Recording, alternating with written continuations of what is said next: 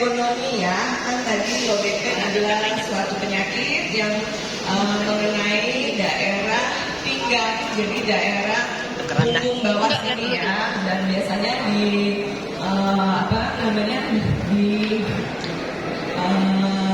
alami oleh banyak sekali populasi. Jadi hampir 80% dari populasi itu pernah mengalami yang namanya low back pain dalam beberapa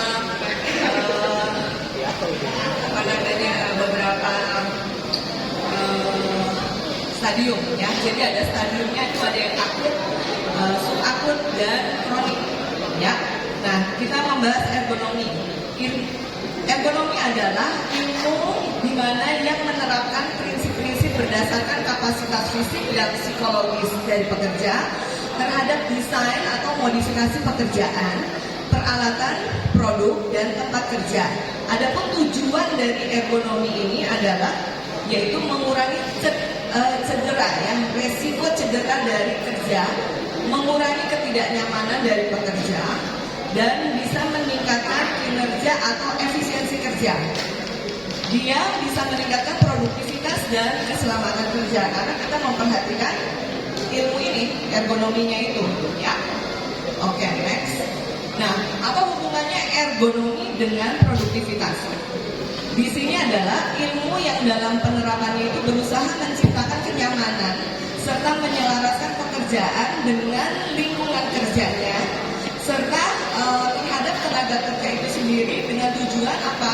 Meningkatkan produktivitas ya dan efisiensi setinggi-tingginya melalui pemanfaatan faktor manusia seoptimal mungkin.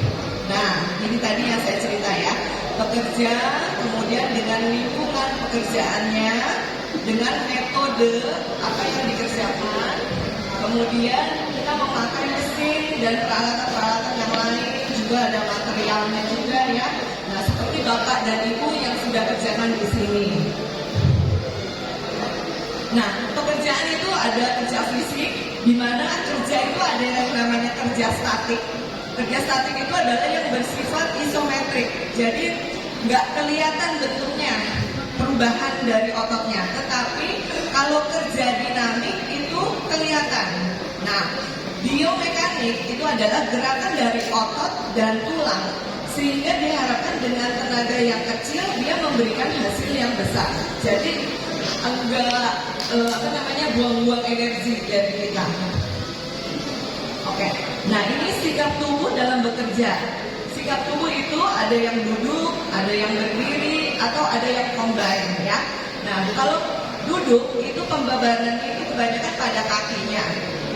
Jadi kalau terlalu lama duduk dapat menyebabkan otot perut melemah, tulang belakang akan melengkung sehingga cepat lelah. Nah, kalau kebanyakan duduk sama, sakit pinggang juga ya. Nah, kalau berdiri ini merupakan sikap yang siaga baik fisik maupun mental, sehingga aktivitas fisik yang dilakukan lebih cepat, lebih kuat dan lebih teliti ketimbang misalnya kita duduk kerjanya ya. Nah, namun kalau kita mengubah posisi dari duduk ke berdiri dengan masih menggunakan alat kerja yang sama, itu akan sangat melelahkan. Apalagi tenaga kerja harus bekerja dalam periode yang lama, kan nggak mungkin cuma 1 jam 2 jam loh, kerjanya kan 8 jam, gitu kan?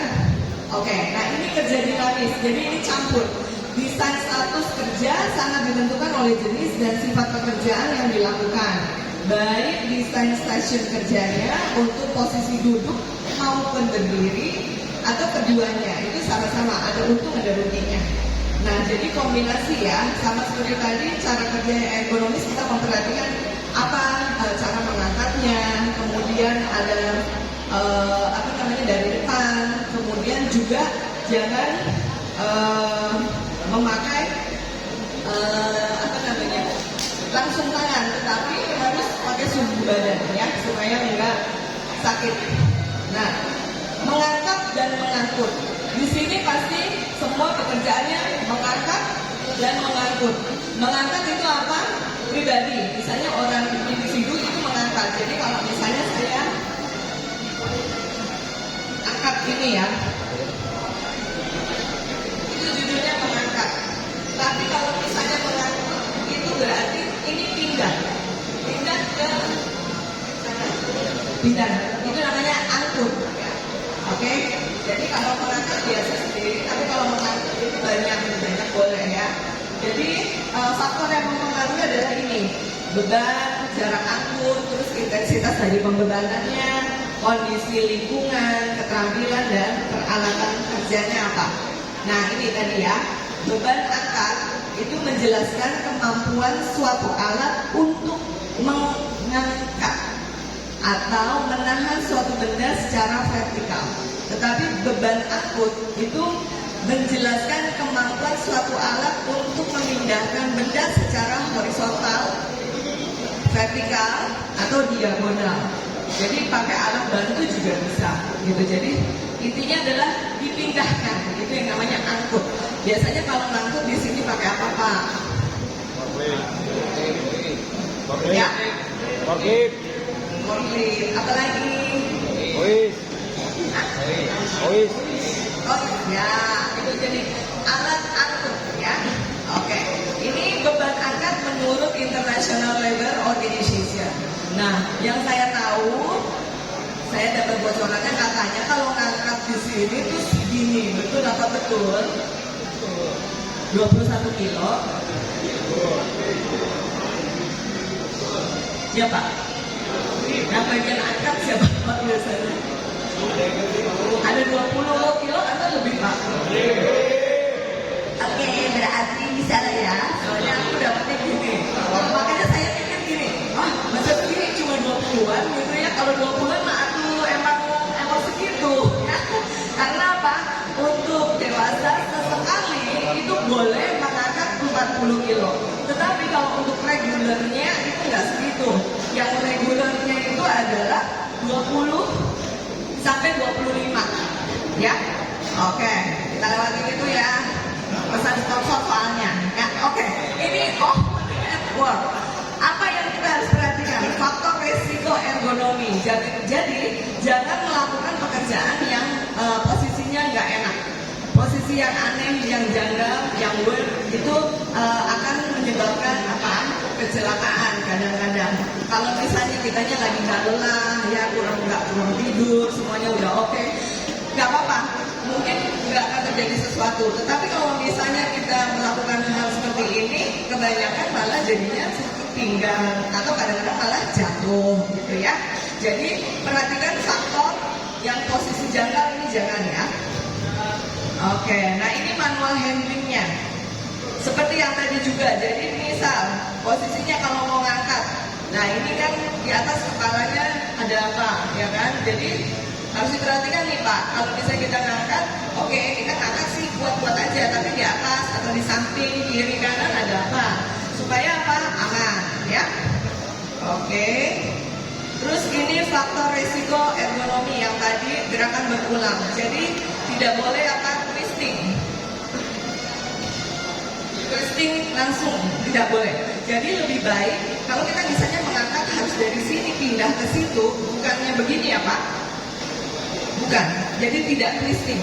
Jadi ambil dari sini, angkat. Jadi kakinya pindah. Jadi bukan begini ya, itu twisting. Jadi kalau misalnya dari sini pindah, badannya pindah sama kaki-kakinya gitu. Bisa mengerti ya? Mengerti ya? Oke. Jadi bukan langsung twisting seperti Bapak yang ini, gitu ya. Oke, ini juga posisi jangka kalau misalnya untuk yang memakai alat-alat seperti ini, itu juga. Jadi diperhatikan kalau yang benar itu seperti apa. Jadi nggak kayak gini megangnya, tapi lebih kuat seperti ini, ya.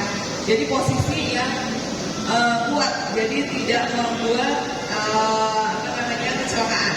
Nah, ini kalau apa ini namanya gergaji ya Pak. Nah itu juga, jadi diperhatikan, pegang baik-baik, jadi enggak gitu. Seperti pegang tang juga, ini juga nih hammer, gitu ya. Ini tadi sudah ya udah dingin ya. Untuk yang pekerjaan di kantoran mungkin di sini nggak banyak. Nah, penyakit akibat faktor resiko ergonomi ini kebanyakan adalah kalau di sini mungkin skoliosis, HNP, sama siatika, jadi sakit pinggang ya. Nah, karena pekerjaannya banyak begitu.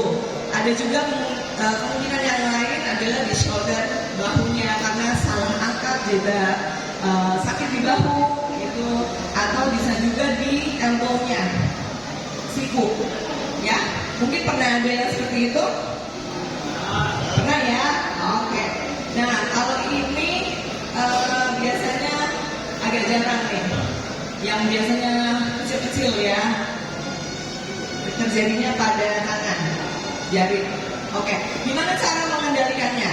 Seperti tadi, misalnya kalau untuk yang pekerjaan seperti ini diperhatikan ya, kita mengeliminasi, mengurangi hal-hal yang bisa menyebabkan risiko. Gimana caranya? Jadi kita meredesain. Jadi melihat ulang gimana ya baiknya kalau misalnya saya pekerjaan ini tuh dikerjakan secara safety seperti apa, ya kan? Pasti di sini ada bidang safety-nya.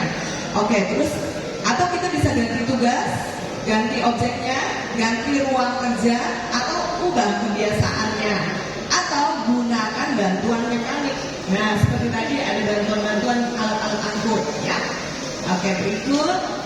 Selain itu adalah faktor-faktor yang perlu diperhatikan, yaitu keterbatasan fisik dan kemampuan bekerja. Nah, ini mungkin disesuaikan dengan umur kayaknya ya, dengan kekuatannya juga, ya kan. Lalu diperlukan untuk training, ya ada training untuk pelatihan teknik mengangkat di mana, pelatihan untuk membawa menurunkan barang, ya. Oke, ini yang bisa dilakukan ya, pakai korset misalnya, ya. Ini udah ya. Nah, ini gerakan tadi. Oke, sudah ya, lewat ya. Ini gerakan mengurangi limit. Jangan lupa ada YouTube saya, nanti cari mulai sekarang, bukan boleh.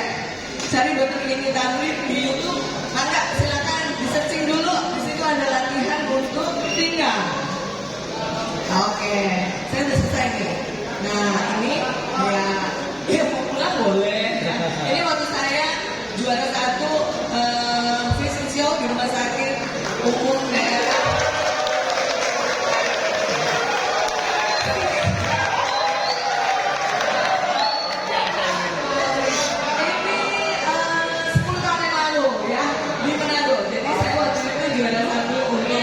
Luar biasa ibu ini. Rumah sakit pemerintah di sana.